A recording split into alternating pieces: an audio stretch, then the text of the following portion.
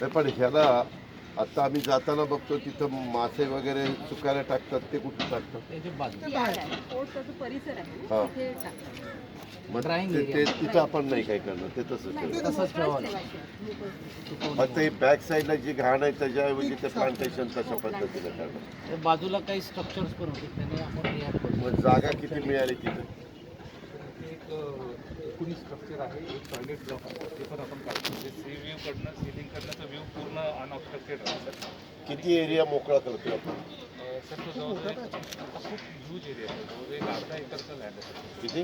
अर्धा एकरचा लँड आहे sir. Ceiling 8-10 जाळीमध्ये अडकणार आणि आउटफॉल प्रत्येक आउटफॉल असं करून देतात.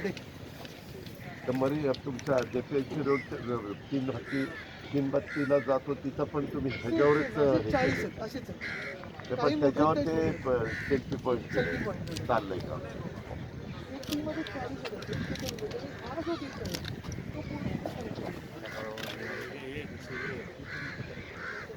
मग इथं ह्या बीचला सँड आहे ना? नाही तिथे सँड आहे बघा, इथे सँड सगळं इरोड झाली आहे. हे सगळं मला वाटतं ट्रेडिंग करायला लागणार आहे. पण इथे आत्ता कनेक्ट कपरी टाकून लोक तिथपासून वरळीपर्यंत घेऊ शकतील. कनेक्ट लावणार रेती तिथपर्यंत दिसतो होतं. इथे रेती आणण्याचा प्रयत्न करू, पण इथे आउटफॉल असल्यामुळे रेती येणार नाही इथे.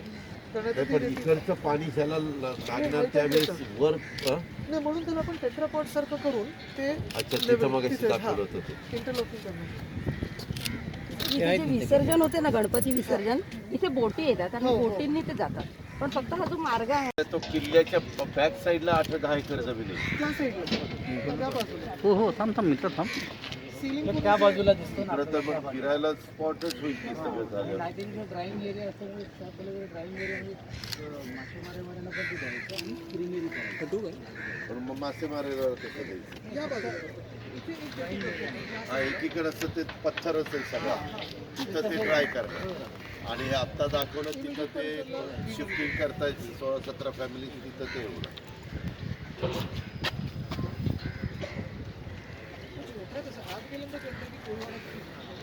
तिकडनं तर अजिबातच वाटत नाही.